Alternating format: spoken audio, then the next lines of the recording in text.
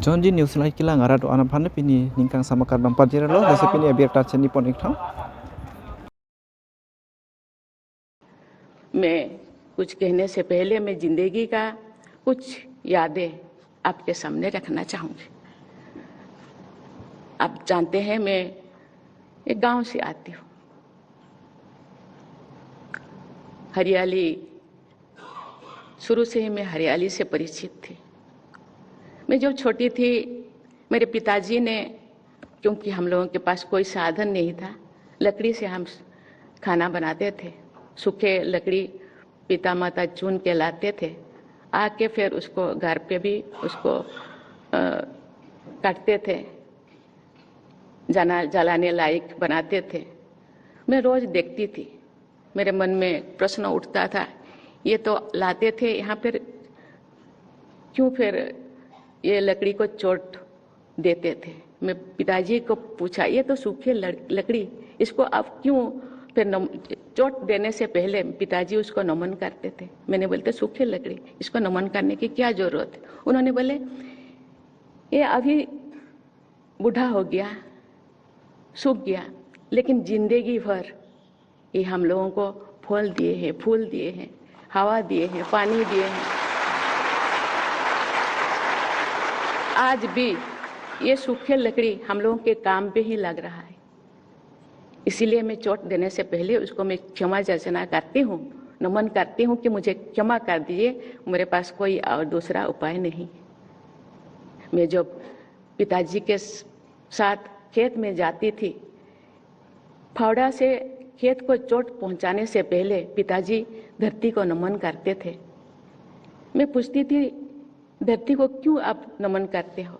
उन्होंने बोले कि धरती हम लोगों का माँ है, कितने सहन करता है। आज हम जो भी खेती करते हैं, उगाते हैं, खाते हैं, धरती है इसीलिए हमें। इसके अलावा धरती के नीचे बहुत सारे कीड़े मकोड़ा रहते हैं, मेरे चोट पहुंचाने से वो भी मर जाएंगे, इसलिए उसके पहले मैं क्षमा याचना करती हूँ। कभी कभी मैं अभी जाती हूँ रोड पे, तो कभी मैं देखती हूँ कि बहुत सारे छोटे छोटे पहाड़ अभी गायब हो गया है, नहीं है। मैं लोगों से पूछती हूँ कि ये पहाड़ कहाँ गया? नहीं, ये बहुत सारे तोड़ा गया है, बहुत सारे काम में लगा गया है। बहुत लोग मुझे पूछते हैं, मैडम हम मॉडर्न युग में जीते हैं, विज्ञान युग में जीते हैं, हम कहाँ से कहाँ पहुँच गए हैं। जिस चीज को हम बनाए नहीं, जिस चीज को बना नहीं पाते, उसको तोड़ते क्यों? पत्थर को आप बना सकते हैं। उस दिन में मेरे मन में जो वो लोग क्वेश्चन किए थे, मैं आंसर नहीं दे पाई। मुझे लगता है आज इस तरह के कॉन्फ्रेंस में उस तरह के आंसर को हम ढूंढे, क्योंकि जिस चीज को हम बना नहीं सकते, हम दूसरे कोई ऐसी चीजें ढूंढे कि जो जब हम लोगों का आवश्यकता चीजें है उसको हम भरपाई कर सके, विकास भी हो और विनाश को भी रोका जाए।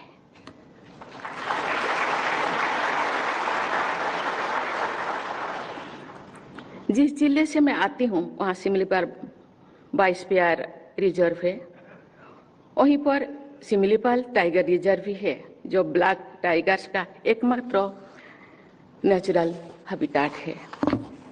बायोडाइवर्सिटी से मेरे सहज लगाव को अभिव्यक्ति करने का एक विशेष अवसर मुझे तो मिला था, जो वर्ष 2002 में मुझे ओडिशा की राज्य सरकार में department of fisheries and animal resource development का मंत्रालय मिला।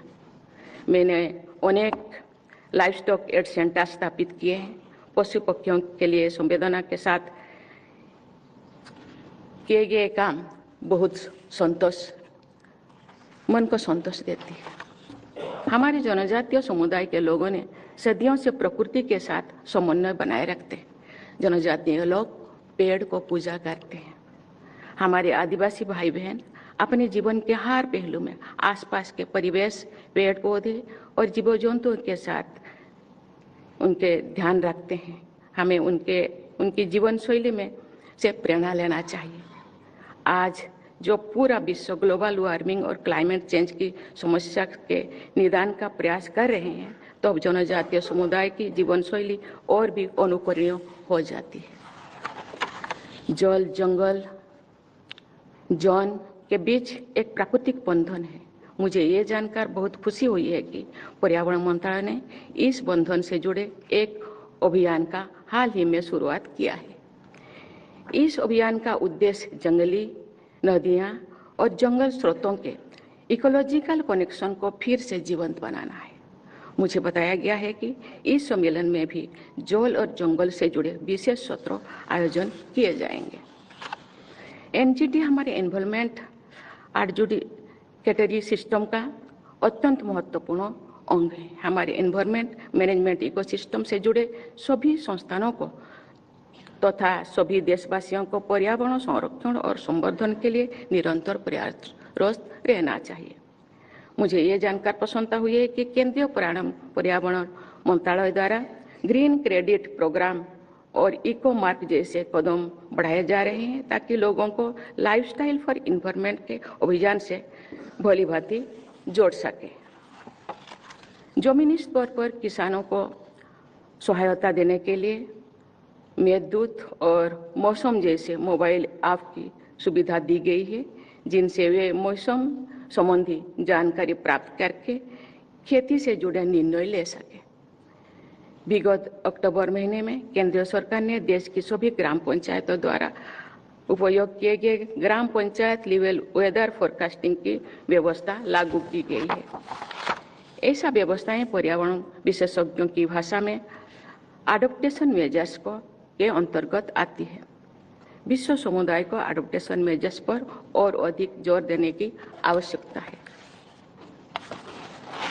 हमारे देश को और समस्त विश्व समुदाय को ऐसे रास्ते पर चलना है जो पर्यावरण के अनुकूल हो, तो भी मानवता की वास्तविक प्रगति होगी। भारत ने अपने ग्रीन इनिशिएटिव द्वारा विश्व समुदाय के सम्मुख अनेक अनुकरणीय उदाहरण प्रस्तुत किए हैं।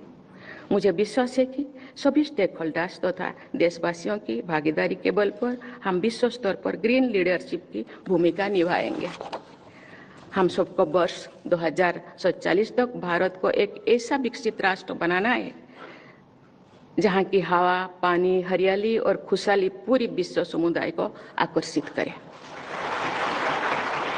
इस कामना के साथ मैं अपनी वाणी को विराम देती हूँ। धन्यवाद। जय हिंद, जय भारत।